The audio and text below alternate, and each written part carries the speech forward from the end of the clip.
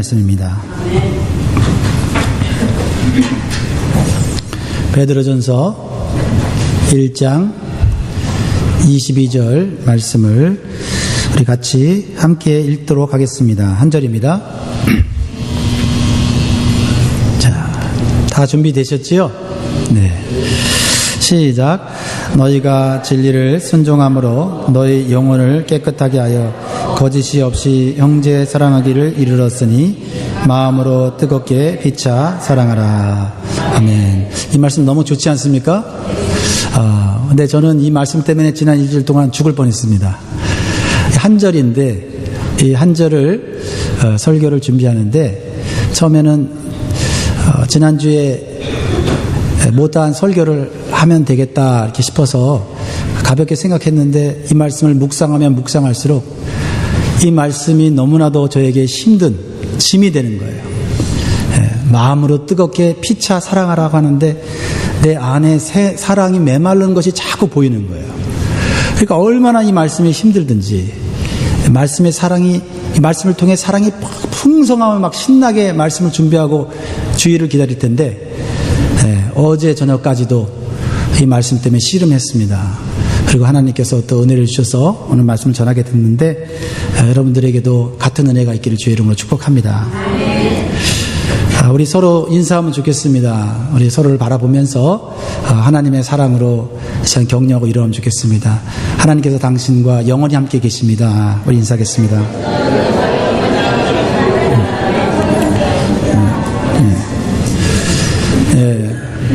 대강절, 애드벤트라고 하죠. 예수님이 이 땅에 오심을 기념하고 묵상하고 또 예수님처럼 우리가 살기를 소원하는 기간입니다. 여러분 어떻게 12월 이 대강절 맞이해서 예수님과 가까워지고 계십니까? 가까워지고 계십니까? 가까워지려고 의식하고 애쓰고 계십니까? 네, 그런 줄 알고 있습니다. 우리가 평상시와는 달리 생일 때는 가족들이 흩어져 있는 친구들이나 또 주변에 아는 사람들이 서로 축하해주고 함께해주고 선물을 주면서 사랑하는 그런 마음의 표현을 하지 않습니까? 그래서 이 생일이 되면 생일의 주인공 되는 사람은 내가 사랑을 많이 받고 있구나 하는 것을 경험하게 되고 내가 이 세상에 태어나기를 잘했다 이런 마음이 들지 않습니까? 크리스마스는 예수님의 생신입니다. 그렇다면 우리를 구원하기 위해 오신 예수님이 축하받고 또 예수님이 칭찬받고 그 칭찬이 찬송이죠. 예수님께 드린 찬송을 많이 해드리고 예수님과 함께 시간을 많이 보내는 것이 예수님의 생일을 축하하고 즐거워하는 길이 아니겠는가 하는 생각을 해보았습니다. 특별히 예수님께서 나를 구원하기 위해서 얼마나 많은 고난과 얼마나 많은 고통을 당하셨는지를 분명하게 깨달은 성도들의 경우는 예수님이 오신 크리스마스를 대충 넘어갈 수가 없는 거지요. 그렇죠? 어떤 마음이 듭니까? 나에게 은혜를 베풀어 주시고 나에게 특별한 사랑을 베풀어 준 사람이 생일을 맞이했다 그러면 어떤 마음이 듭니까? 자연스럽게 나오는 것이 뭔가 해드려야지 이런 마음 들잖아요. 그리고 그것을 뛰어넘어서 서프라이즈를 한번 해볼까? 서프라이즈 이벤트를 해볼까? 하는 이런 마음이 드는 것이 사랑을 받은 사람, 은혜를 받은 사람의 마음이라는 것입니다. 그렇습니다. 우리가 매년 맞이하는 이 크리스마스지만은 예수님에 대한 마음이 점점 커져야 되죠. 그렇죠? 예수님의 사랑을 깨닫는 것도 커져야 되죠. 우리가 어렸을 때는 부모의 사랑을 이만큼 느꼈자면 자라면 이만큼 느끼잖아요. 근데 애를 낳고 나면 이만큼 느껴요. 그렇죠? 야, 우리 부모가 나를 키울 때 이렇게 힘들었구나 하는 것을 깨달으면서 부모의 생신도 더 귀중하게 생각하고 부모의 어떤 그 특별한 날에 더 마음을 표현하는 것이 당연한 거 아니겠어요? 예수님에 대한 감사와 사랑을 좀 더 표현해드리는 이 대강절 기간이 되면 좋겠습니다.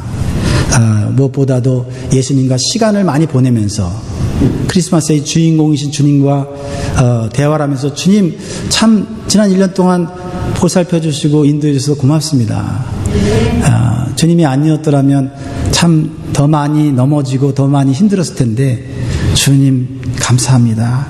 이렇게 고백하고 찬송하고, 그리고 다른 사람을 만나느라 분주할 수밖에 없잖아요. 또 어떤 분들은 또 가족을 만나러 다른 주로 가야 되고, 이런 가운데서도 주인공은 예수님이지. 예수님께 뭔가 해드려야지 이런 마음이 내 안에서 계속 있어야 한다라는 것입니다. 그래서 어떤 분들은 특별 기도를 선포하기도 하고, 어떤 분들은 조용한 시간을 따로 떼어놓기도 합니다. 그러면 예수님께서 기뻐하시는 일이 뭘까 생각을 해보았습니다. 첫 번째는 모든 일에 예수님을 연결시키는 거예요. 모든 일에 예수님을 연결시켜요. 내가 예수님 때문에 구원받게 됐지. 내가 예수님 때문에 잘 살게 되었지. 예수님 때문에 내가 이 힘든 이민 생활을 견딜 수 있었지. 예수님과 연결하는 거예요. 내가 예수님을 몰랐다면 내 인생이 어떻게 될 뻔했어? 예수님을 알게 된 것 너무나도 다행이야. 그렇죠? 네. 그리고 예수님께서 나에게 주신 이 성경을 통해서 그래도 이 세상에 소망이 있지. 이 세상에 소망을 둘 수 없는데, 믿음을 둘 수 없는데 하나님에게 소망을 둘 수 있는 것 다 예수님 덕택이지 하는 거예요. 베드로 사도는 모든 일에 예수님을 연결시키는 삶을 살았어요. 그 베드로 전서 후서를 보면 그래요. 계속 묵상하면서 깨닫는 것은 베드로가 이전에는 그런 사람이 아니었어요. 예수님을 모든 범사에 연결하기보다는 예수님을 통해서 자기가 높아지려고 했고, 예수님을 통해서 자기의 인간적인 꿈을 이루려고 했다는 거예요. 그런데 예수님을 3번 부인하고 나서 실패한 인생을 살게 되었지 않습니까? 그럴 때 예수님은 다시 찾아오셔서 책망하지 아니하시고 사랑으로 다시 회복시켜 주셨어요. 그러니까 베드로가 그게 너무 이제는 감격스러운 거예요. 실패한 다음에 그 실패한 자신을 책망하지 않고 사랑으로, 정말 하나님의 사랑으로 덮어준 그것이 도저히 잊을 수가 없는 거예요. 그래서 베드로의 입술에는 예수님 때문에, 예수님으로 말미암아라는 말을 많이 하고 살게 되었어요. 예수님으로 말미암아 인생의 찬 목적과 소망을 갖게 되었다고 계속해서 감사하고 찬송하고 있잖아요. 베드로서 1장 3절을 보세요. 1장 3절에 정말 이 베드로가 마음에 어떤 이 감사와 감격을 가지고 이렇게 고백을 합니다. 다 같이 읽겠습니다. 시작. 찬송하리로다 우리 주 예수 그리스도의 아버지 하나님이 그 많으신 긍휼대로 예수 그리스도의 죽은 자 가운데서 부활하심으로 말미암아 우리를 거듭나게 하사 산 소망이 있게 하시고, 예수님으로 말미암아 우리가 다시 태어나게 됐다. 죽을 사람이 산 소망을 갖게 됐다. 이렇게 말하고 있는 것입니다. 우리가 지난주 읽었던 1장 21절을, 베드로전서 1장 21절을 보면 또 그렇게 고백을 해요. 말미암아라고. 다시 한번 우리 읽어볼까요? 21절 시작. 너희는 저를 죽은 자 가운데서 살리시고 영광을 주신 하나님을 그리스도 말미암아 믿는 자니 너희 믿음과 소망이 하나님께 있게 하셨느니라. 하나님 이야기를 하면서 꼭 누구를 붙여요? 예수 그리스도를 통해서, 예수 그리스도를 말미암아라고 계속 이해하고 있어요. 디아, 헬라어로 디아예요. 디아. 누구 때문에, 누구로 인해서, 이런 뜻이에요. 이런 뜻이에요. 예수님 때문에 내 인생에 의미가 있고 내 인생에 소망이 있다는 믿음을 표현해 드릴 때 예수님은 자신이 우리를 위해 죽으신 것을 기뻐하실 것입니다. 이 땅에 오신 것을 후회하지 않고, 내가 잘 죽었구나, 내 죽음이 가치가 있게 만들어 주었구나, 내가 너를 위해서 십자가에서 죽은 것을 이렇게 고마워하고 이렇게 기억해 주니 정말 내가 힘이 나는구나, 이렇게 말씀하실 것입니다. 이것이 우리가 이 크리스마스에 고백해야 될 믿음과 마음의 표현이라는 거예요. 두 번째로는요, 오늘 말씀과 관련된 말씀인데, 우리가 예수님을 기쁘게 해드리는 크리스마스를 맞이하기 위해서는 구원받은 우리가 서로 마음으로 뜨겁게 사랑할 때 기뻐하시는 줄 믿습니다. 먼저는 예수님 그 자체를 감사하고 그 자체를 찬송했다면, 또 예수님이 기뻐할 것이 무엇일까 생각하니까 예수님께서 말씀하신 것, 예수님을 믿는 하나님 자녀들끼리 서로 뜨겁게 사랑하는 것이 우리 예수님을 기쁘게 해드리는 것이다 라는 거예요. 예수님은 하나님의 자녀된 우리가 서로 마음으로 뜨겁게 사랑하기를 원하십니다. 여러분, 사랑처럼 쉬운 것도 없고요, 사랑처럼 어려운 것도 없어요. 그렇죠? 사랑이 저절로 될 때가 있고요, 사랑하려고 하는데 안 되는 경우도 있어요. 저만 그렇습니까? 다 그러시죠? 네. 저절로 사랑하게 되는 대상이 있지요. 피로 맺어진 가족이에요. 부모, 자식, 형제는 마음이 저절로 가요. 서로 끌려요. 아끼고 사랑하게 돼요. 잘못했어도 웬만한 것은 다 용서하고 넘어가고, 다시 회복돼요. 그런데요, 피로 맺은 형제도요, 때때로 서로 미워하는 관계가 될 때가 있어요. 수십 년 동안 서로 얼굴도 안 볼 때도 있단 말이죠. 왜 그래요? 사랑하는 관계 속에 중간에 뭐가 들어가면 그 사랑하는 관계도, 그 피로 맺어진 관계도 원수가 될 수 있어요. 그게 뭐예요? 사랑하는 관계 속에 재산,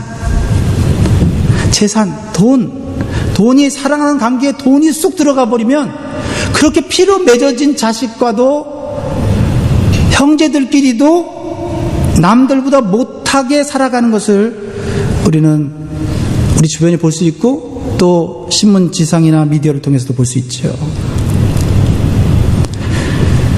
돈 때문에, 재산 때문에, 과도한 이기심과 욕심 때문에 어떤 문제로 인해서 오해가 생겼는데 그 오해가 사랑의 관계를 막는 거예요. 그래서 사랑하는 마음보다 미워하는 마음이 커질 때도 있어요. 그러면 부모들의 마음은 어떻습니까? 화목하지 못한 자녀들을 보면서 눈물을 흘리며 가슴 아파하는 거예요. 그런데요, 자녀가 10명이 있어요. 그 10명을 키우기까지 부모가 얼마나 힘들었겠어요? 그걸 안 자녀들이 부모님한테 너무 1대1로 너무 잘하는 거예요. 부모님 생신 때 선물도 드리고 물질도 드리고 말이죠. 또 부모님 또 여행도 보내드리고 이렇게 하면서 1대1로 잘하는데 형제들끼리는 서로 싸우고 다투고 화목하지 못한 거예요. 그러면 어머니의 마음은 어떨까요?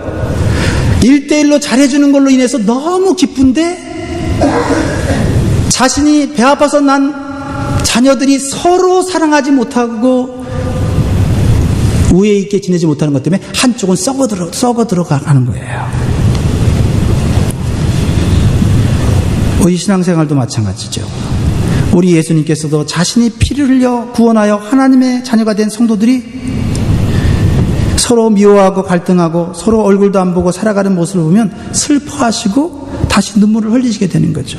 왜냐하면 예수님께서는 우리가 하나님과 화목되기 위해서 십자가에 죽으셨습니다. 그러나 두 번째로는 하나님의 자녀된 인간들끼리 화목하라고 피를 흘리신 거예요. 더 나아가서 성경을 깊이 연구해보면 인간과 자연이 에덴 동산의 화목으로 돌아가도록 예수님 피를 흘리신 거예요. 그래서 자연 만물도 빨리 에덴 동산의 화목이 회복되기를 기도하고 있다, 원하고 있다, 이렇게 성경에 표현하고 있지 않아요? 그러니까 나와 하나님과만 관계를 좋게 맺으면 된다는 좁은 생각으로는 예수님을 기쁘게 해드릴 수 없어요. 예수님께 개인적으로는 기쁘게 해드리는데 예수님이 고통을, 죽음을 통해서 만들어낸 새 창조된 하나님의 자녀들이 서로 사랑하지 못할 때는 예수님의 마음 한쪽은 너무 기쁜데 왜 예수님께 가까이 가고 예수님을 기뻐하고 하는데 예수님의 피로 자녀들끼리 사랑하지 못하면 한쪽은 썩으로 들어가는 거예요. 그렇죠? 네. 그래서 예수님은 우리가 좀 더 넓은 생각을 하고 신앙생활을 하기를 원하셔요. 제가 예전에는 생각하지 못했던 부분이 있어요. 예수님을 구세주로 영접하면 하나님의 자녀가 되는 특권을 주셨다는 이 요한복음 1장 10절 말씀이 저한테는 너무나도 자신감을 넘치게 했어요. 어렸을 때부터 나는 하나님의 자녀야. 우리 아버지는 그렇게 돈을 많이 갖고 있지 않으니까 아버지한테 기대할 것 없어. 근데 하늘에 계신 아버지가 내 아버지가 됐다니까 정말 내가 이 아버지를 믿고 내가 인생을 멋지게 살아간다. 청소년 시절에 이렇게 은혜를 받았어요. 그래서 하나님의 자녀로서 아버지께 기도해서 뭔가를 받아내려는데 굉장히 집중했던 그런 신앙생활을 했던 것 같아요. 근데 반면에 한쪽 개념을 잘 알지 못했어요. 하나님의 자녀된 성도들이 예수의 피로 한 가족이 되었다는 개념에 대해서는 상당히 부족했어요. 그냥 구원받았으니까 교회 나오고 예배드리고 교회에서 봉사하는 거지, 각자 하나님과 관계 속에서 은혜 받고 신앙생활 하는 거지라고 생각했어요. 그런데 그리스도의 피로 서로 생각이 다르고 서로 배경이 다른 사람들이 서로 입양돼서 한 가족이 됐다는 이 개념이 저희한테는 별로 없었어요. 근데 성경을 깨닫다 보니까 오히려 하나님에 대한 사랑이 내 주변에 있는 사랑으로 드러낸다는 개념을 더 많이 얘기하고 있는 거예요. 그래야 부담이 되기 시작했어요. 서로 사랑하는 말만 성경이 나오면요, 그것이 힘든 거예요. 사랑하는 성도 여러분, 예수님은 우리가 자녀의 특권만이 아니라 예수 안에서 가족 의식을 갖고 서로 사랑하기를 원하십니다. 그것을 내가 할 수 있고 없고의 문제가 아니라 우리 주님이 우리를 위해서 피를 흘리시고 하나님의 자녀로 삼아주셨을 때는 그렇게 되어져야 되는 목표다, 이 말이죠. 목표다. 이거는 포기해야 될 목표가 아니에요. 이걸 포기한다는 것은 하나님의 자녀됨을 포기하는 것과 같은 거예요. 예수 그리스도께서 십자가에서 해산의 고통을 통해서 우리를 낳으셨다면 낳은 자녀들끼리 어떻게 살아야 되는가? 문제는 혈연으로 맺어진 가족보다 하나님의 가족이 된 교회 성도들이 서로 사랑하기가 쉽지 않다는 거예요. 서로 사랑해야 한다는 지식은 있더라도 실제적으로 아직 몸에 익숙하지 않기 때문이죠. 또한 가족처럼 많은 시간을 함께 보내지 않기 때문이기도 해요. 그러나 더 큰 원인은 다른 곳에 있습니다. 초대교회 성도들의 삶을 살펴보세요. 그들은 정말 자기의 가족보다 하나님의 자녀된 성도들을 생명같이 사랑했어요. 심지어는 예수님 믿기 위해서 가족을 등져야 되는 그런 상황 가운데서 구원받은 하나님의 자녀들은 때로는 동굴에 살면서 피로 맺은 가족 이상의 사랑과 돌봄을 했던 것을 보게 됩니다. 그것이 사도행전 2장에 표현되어 있죠. 2장 44절로 47절 한번 읽어보겠습니다. 시작. 믿는 사람이 다 함께 있어 모든 물건을 서로 통용하고 또 재산과 소유를 팔아 각 사람의 필요를 따라 나눠주고 날마다 마음을 같이하여 성전에 모이기를 힘쓰고 집에서 떡을 떼며 기쁨과 순전한 마음으로 음식을 먹고 하나님을 찬미하며 온 백성에게 칭송을 받으니 주께서 구원받는 사람을 날마다 더하게 하시니라. 서로 마음으로 뜨겁게 사랑하는 공동체의 모습이 나타나고 있습니다. 이것이 불가능한 일이 아니고 하나님의 말씀 속에서 가능한 것임을 우리에게 보여주고 있다는 것입니다. 이렇게 자신의 것을 아낌없이 나누고 성전과 집에서 사랑의 교제를 나누는 가족처럼 살기 위해서 어떻게 해야 되는가? 어떻게 초대교회 성도들은 피로 맺어진 예수님의 피로 맺어진 하나님의 가족을 자신의 몸같이 사랑할 수 있었을까? 오늘 그 비결을 22절에서 말씀해 주고 있다고 생각해요. 22절 한 절이 이게 엄청난 진리를 담고 있기 때문에 제가 이 말씀을 풀어내는데 너무 힘들더라고요. 제 능력으로는 이 말씀을 감당하지 못하겠더라고요. 자, 서로 사랑하기 위해서 두 개의 단계를 거쳐야 돼요. 두 개의 단계를. 다시 한번 22절 읽읍시다. 애월전도를 읽으면 좋겠어요. 시작. 너희가 진리를 순종함으로 너희 영혼을 깨끗하게 하여 거짓이 없이 형제를 사랑하게 이르렀으니 마음으로 뜨겁게 피차 사랑하라.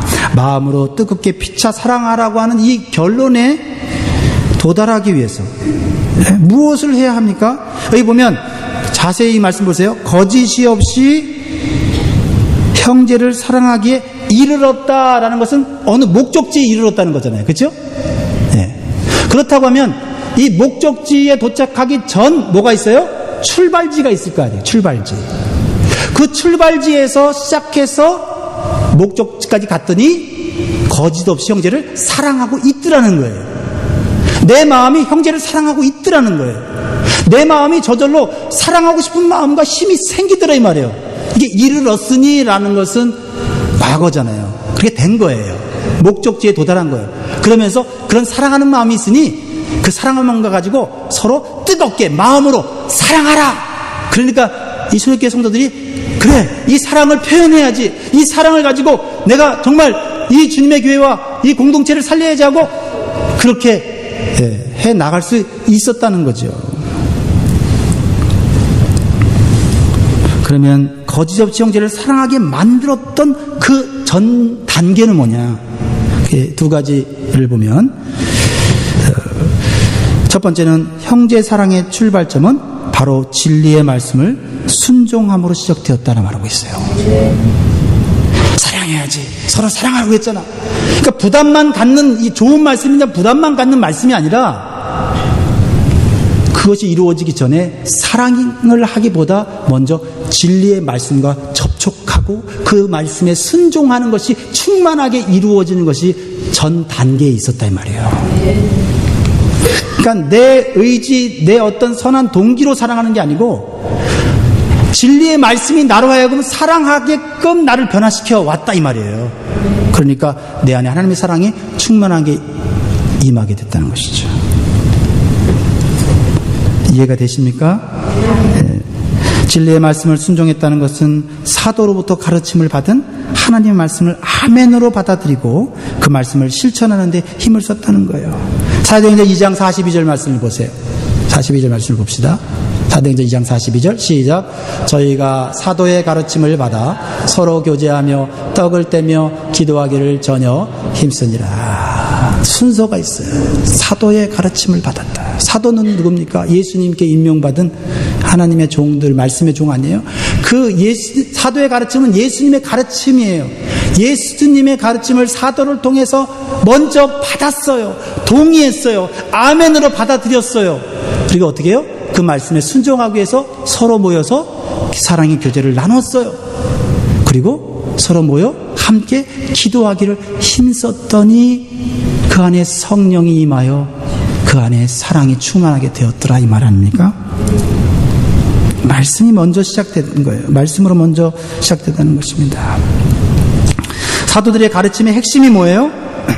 예수 그리스도께서 얼마나 큰 사랑으로 죄인된 우리 인간들에게 은혜를 베풀었는지를 그들이 아마 정말 경험한 것들, 실제적으로 예수님 십자가에 돌아가시고 부활하신 것을 본 사람들이기 때문에 그것을 아주 생생하게 그들에게 전했어요. 그리스도의 복음이죠. 구원의 복음입니다. 그리고 성전과 가정에 모여서 교제하고 성령 충만을 위해 힘써 기도하라고 권면한 거예요. 이렇게 진리의 말씀을 순종하니까 초대교회 성도들의 마음속에 하나님의 사랑이 역사하게 되고 사랑할 수 있는 힘이 생기게 된 거예요. 사랑하는 성도 여러분, 먼저 진리의 말씀이 내 안에서 충만하게 있도록 해야 합니다. 그리고 그 말씀을 순종하는 거예요. 순종하는 거예요. 말씀이 없는 사랑은 공허해질 수 있어요. 용두삼이 처음에는 인간적인 사랑으로 그냥 저절로 사랑하게 되는 대상이 있잖아요. 예? 잘생기고 예쁘고 또 나보다 능력이 많고 또 나이스하고 또 나보다 많은 것을 가진 사람들 보면 저절로 사랑이 가지 않습니까? 근데 그 사랑으로는 상대방이 조금만 나를 섭섭하게 하면 끝나는 사랑이잖아요.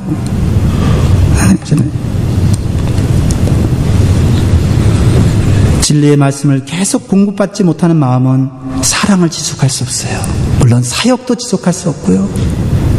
주님이 나에게 주신 일도 끝까지 감당할 수가 없어요. 그저 개인적으로 소원 성취를 위해서 하나님과만 관계를 맺으려는 매우 좁은 신앙생활을 추구할 뿐이에요. 그렇죠? 진리의 말씀을 공급받지 못한 채 사랑하게 되면 어떻게 해요? 사랑이 시들시들해질 때가 와요. 사랑하다가 시험 들어요. 그리고 사랑하다가 포기해버리잖아요. 저도 이 부분에 있어서 많은 고민과 스트로크를 하고 있어요. 왜 사랑하다가 내 사랑이 이렇게 시들어질까? 메말라질까? 목사인 저는 당연히 성도들을 사랑해야 된다고 저도 그렇게 믿고 있고, 성도들도 목사는 성도보다 사랑이 많아야지 라고 생각을 합니다. 그 부분에 100%, 200% 전 동의를 해요. 그럼에도 불구하고 의무적으로 책임감으로 사랑해야 될 때도 있을까요, 없을까요? 네, 있으니까 제가 고민하는 거잖아요. 제가 고민하잖아요.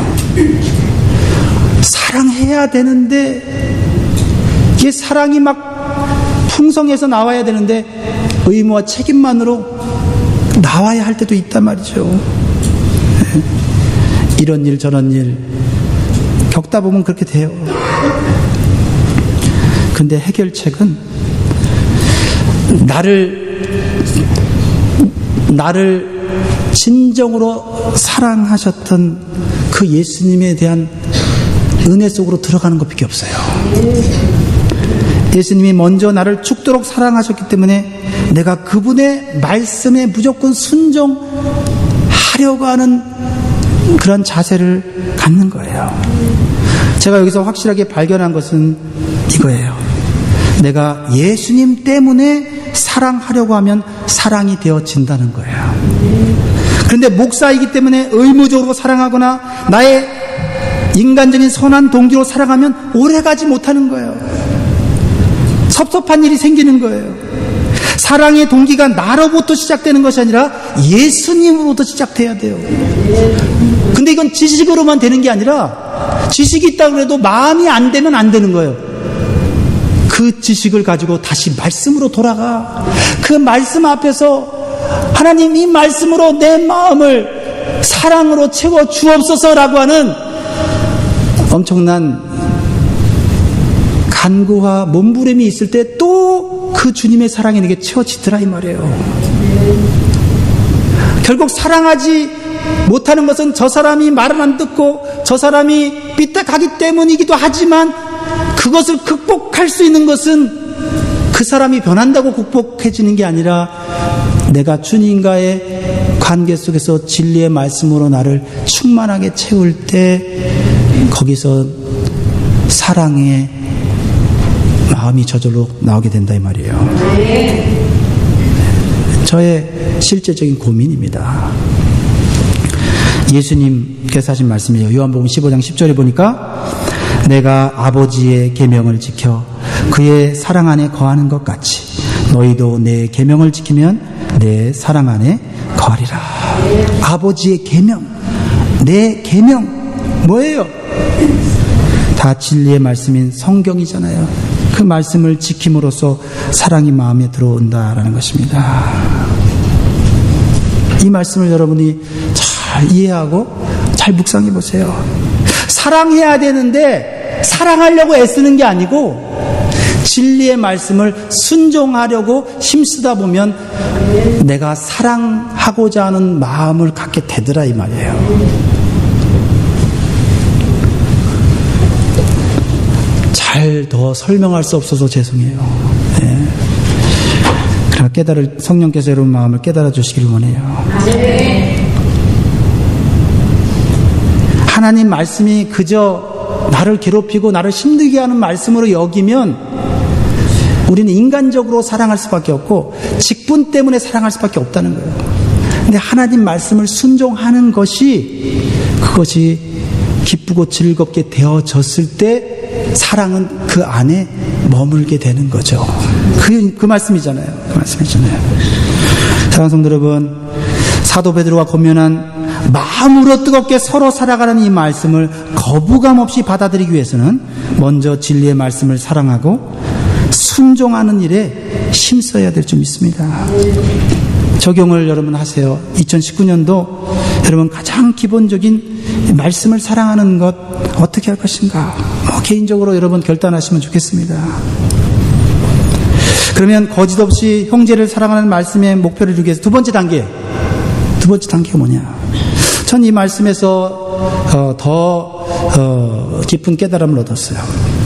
너희 영혼을 깨끗이 하라 하는 거예요. 너희 영혼을 깨끗이 하라. 육체를 깨끗이 하라는 말씀이 아니라 영혼을 깨끗이 하라. 이 얘기는 육체와 영혼을 같이 깨끗이 하라는 말이죠. 근데 영혼에도 중점이 있어요. 22절 말씀 다시 한번 읽어봅시다. 시작. 너희가 진리를 순종함으로 너희 영혼을 깨끗하게 하여 거짓이 없이 형제를 사랑하기에 이르렀으니 마음으로 뜨겁게 피차 사랑하라. 진리의 말씀을 순종하다 보면 항상 기쁨만 오는 게 아니에요. 진리의 말씀을 순종하다 보면 내 안에 있는 죄성을 발견하게 되기 때문에 그래요. 진리의 말씀을 순종하라 그러면 순종하기 싫어하는 내 본성을 보게 된다니까요. 별별 핑계를 대가면서 저 말씀 저건 나한테 주신 말씀이 아닐 거야.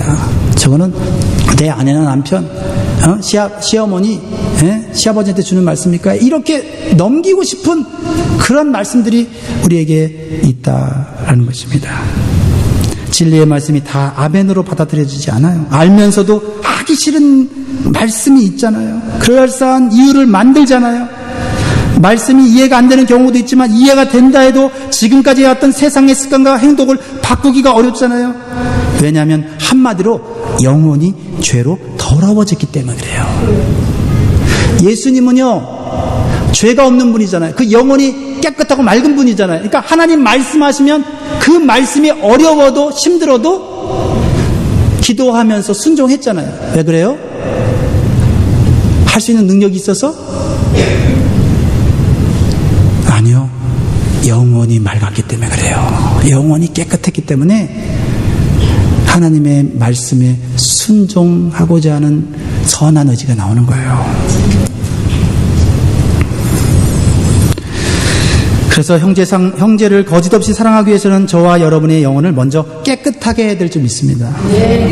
영혼이 더러운 채로 사랑하니까 사랑하다가 자신이 생각하는 좋은 결과가 나오지 않으면 우리 안에 있는 죄성과 쓴뿌리가 올라와서 상대방을 미워하고 질투하고 오히려 상처를 주게 되는 결과를 만드는 거예요.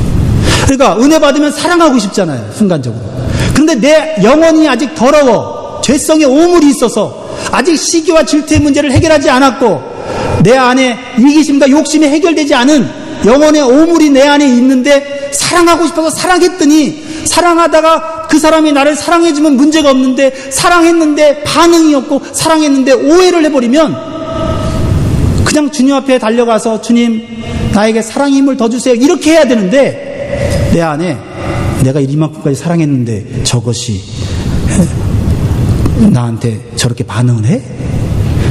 그러니까 문제는 사랑하다가 내 안에 죄성이 튀어나와 버리는 거예요. 영혼이 깨끗이 못한 거잖아요.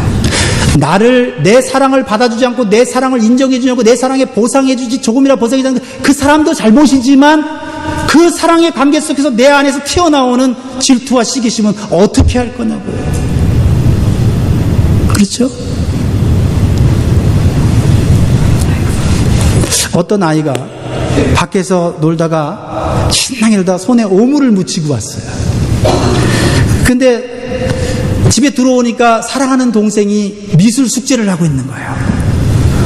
사랑하는 동생이 미술 숙제를 하니까 도와주고 싶어.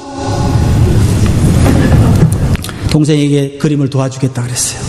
동생이 끙끙거리며 힘들게 하고 있는데 형은 예전에 이 미술 수업을 했기 때문에 도와줄 거라서 도와달라고 그랬어요. 제 옆에서 열심히 도와주는데 그만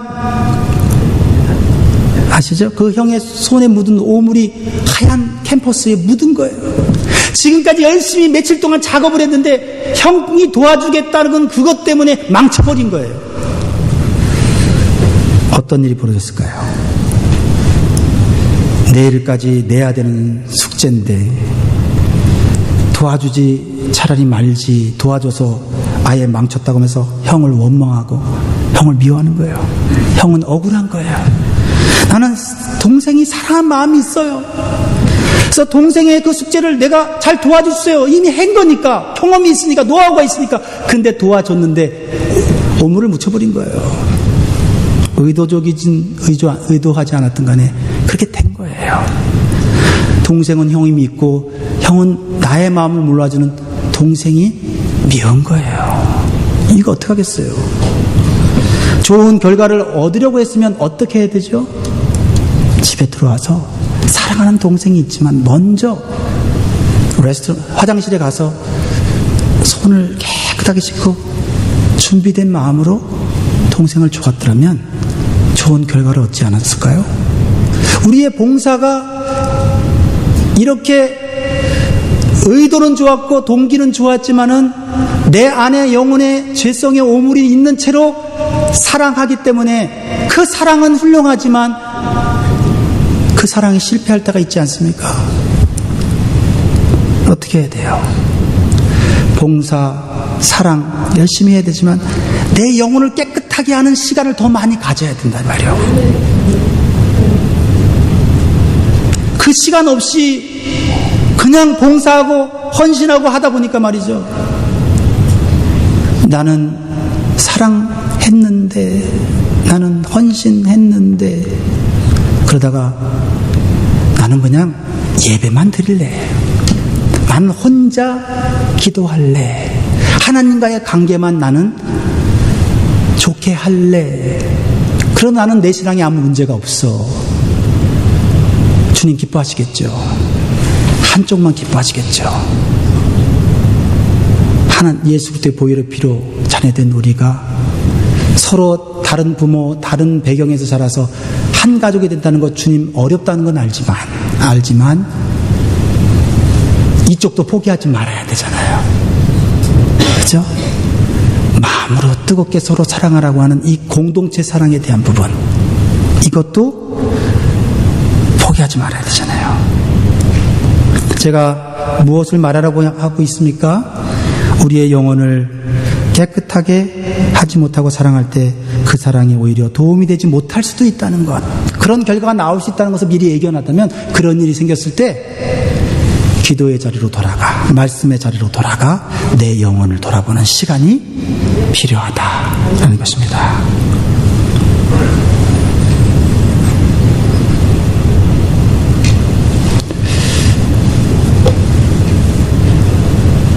오늘 이 말씀을 좀 기억하고 암기하고 적용하면 좋겠어요. 사랑과 믿음의 열정이 약해졌을 때 다시 하나님의 말씀을 마음에 공급하는 시간을 충분히 가져야 되겠다라는 것, 충분히 가져야 되겠다고 하는 인식. 일주일 168시간 중에 정말 내 영혼을 돌아보는 시간, 또 공동체의 성도들과 함께 뒤섞여서 사랑하다가 내 죄성이 나오는 것을 발견하는 시간. 사실은요, 우리가요, 나 혼자만의 신앙생활을 하게 되면요, 내 죄성이 튀어나올 때가 별로 없어요.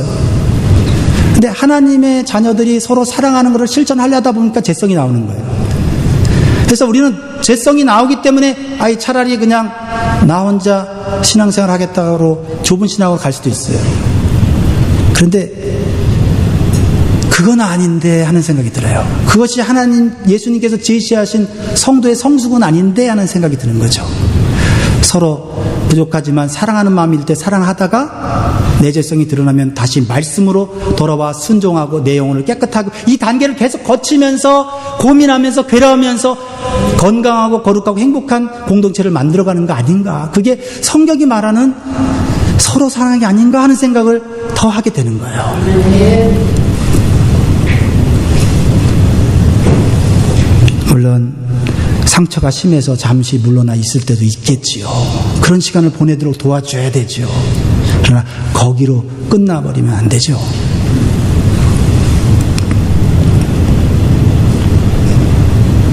그렇죠.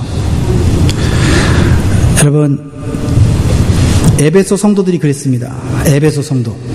처음 신앙생활할 때는 누구나 사랑하고 열정적으로 섬기고 봉사했잖아요. 그런데 어느새 마음에 하나님의 말씀을 공부받는 일은 하지 않고 봉사하다가 원망하고 억울하고 불평만 생겼잖아요. 그래서 처음 사랑을 잃어버리고 말았어요. 결국 간신히 예배만 드리고 성도들과 교제하는 것을 꺼리는 형식적이고 소극적인 신앙생활을 하게 된 거예요. 그래서 주님이 책망하시잖아요. 계시록 2장 3절 5절 같이 읽겠습니다. 시작. 또 내가 참고 내 이름을 위하여 견디고 게으르지 아니한 것을 아노라. 그러나 너를 책망할 것이 있나니 너의 처음 사랑을 버렸느니라. 그러므로 어디서 떨어진 것을 생각하고 회개하여 처음 행위를 가지라. 만일 그리하지 아니하고 회개치 아니하면 내가 내게 임하여 내 촛대를 그 자리에서 옮기리라. 어제보다 오늘이 내 신앙생활이 더 나아져야 되겠습니다. 올해보다 2019년도 더 나아져야 되겠습니다. 오늘 말씀을 우리가 묵상하면서 한 가지 더 마음에 새기면 좋겠어요. 서로라는 단어에 서로. 알라스. 서로. 이 서로라는 단어에 집중하면 좋겠어요. 근데 이 서로라는 단어를 좀 잘 이해해야 돼요. 여러분, 이걸 진짜 잘 이해해야 돼요. 사랑은 혼자서 일방적으로 하는 것이 아니라 서로 하는 것이잖아요. 근데 서로 하게 될 때 그 사랑은 풍성해지고 더 지속할 수 있는 힘이 생기잖아요. 그죠? 근데 하지만 여러분, 서로 사랑한다는 의미를 서로 공평하게 사랑한다는 의미로 받아들이면요, 상처받아요. 내가 사랑하니까 너도 사랑해야 돼. 내가 이만큼 사랑했으니까 너도 이만큼 사랑해야 돼. 라고 하면 그 사랑은 잘 안 이루어져요.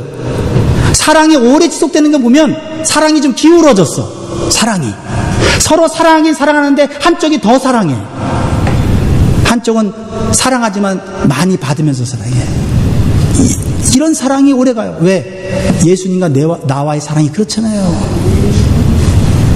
그리고 서로 사랑이라는 것은 누군가 먼저 사랑해야 된다는 의미고 누가 더 많이 사랑해야 된다는 의미를 가지고 있어요. 그럴 때 그 관계 속에 뜨거운 사랑의 열매가 맺혀지는 거예요. 근데 인간적으로는 그게 안 되잖아요. 많이 사랑하면 어느 순간에는 지치잖아요. 그리고 나는 이제 더 이상 안 할 거야 이렇게 돼버리잖아요. 많이 사랑하고도 주님의 사랑 안에 계속 거하면 많이 사랑하는 것이 기쁠 수 있잖아요. 사실 저의 목회를 하면서 오는 저의 고민도 이런 부분이에요. 목사기 때문에 더 많은 성도, 까다로운 사람들을 다 품고 해야 되는데 그게 안 될 때가 있는 거죠. 그러나 된다고 말씀하시잖아요. 그러니까 항상 웃으며 갈 수는 없지만 찡그리면서도 그 찡그림은 포기하는 찡그림이 아니라 그 사랑을 해보려고 애쓰는 찡그림이라 이 말이죠. 그렇죠? 제가 사랑은 늘 아름답다라는 책에 나오는 이야기를 마지막으로 하고 마치려고 해요. 온몸이 마비가 된 환자가 나와요. 그 사람에게는 아내가 있고 자녀들이 있어요. 병원에서 11년 동안 온몸 마비자로 살게 되었어요. 그러니까 아버지로서, 가장으로서 역할을 전혀 못하는 거예요. 아니, 뭐 못할 뿐 아니라 가정에 폐를 끼치는 거예요. 그러니 이 불구가 된 이 아버지가 얼마나 죄책감이 심하고 열등감이 심하겠어요. 그죠? 아내와 자녀들이 아빠 사랑해요 하면서 매일 와서 아버지를 즐겁게 해드리려고 노력을 해요. 11년째 되니까 이 아버지의 마음 가운데 저들의 사랑이 진짜일까? 저렇게 힘들어하면서 나를 사랑한다고 말하는데 진짜일까? 하는 그런 의심도 들어오는 거예요. 그런데 그 아내는 묵묵하게 그 남편의 대소변을 받아내요. 그러면서 이렇게 얘기를 합니다. 아내가 미소를 지으면서 당신이 살아있는 것만으로도 나는 감사해요. 당신이 아무것도 못하고 들어만 누워있다 하더라도 당신을 간호하는 게 정말 힘들다 하더라도 나는 어디 가서 남편 없다는 소리는 듣지 않아요. 당신이 있는 것만으로도 감사해요. 아이들도 또 마찬가지입니다. 이 사람이 사고를 당했을 때 유치원에 다니던 아이들이 이제 중고등학생이 됐는데 학교에 갔다 오면 학교에서 들은 것들을 일일이 그 아빠에게 얘기해 주는 거예요. 아빠, 우리는 집에 아빠가 있어서 얼마나 좋은지 몰라요. 아빠가 계신 것만으로도 감사해요. 아빠 사랑해요. 이 환자의 눈에 이 가족의 진정한 사랑이 느껴집니다. 그래서 기도하기 시작해요. 나는 아무것도 해줄 수 없는 아빠인데 하나님, 이 사랑에 내가 어떻게 반응을 하면 좋겠습니까? 기도하기 시작했어요. 그랬더니 하나님이 사랑할 수 있는 방법을 가르쳐드려요. 대단한 사랑 아니에요. 기울어진 사랑인데, 내가 아내와 아이들에게 많이 웃는 모습을 보여줘야 되겠다 라는 결심을 하게 됩니다. 하나님, 저는 손과 발을 움직일 수 없어요. 아무것도 할 수 없어요. 근데 제가 얼굴로 웃을 수는 있잖아요.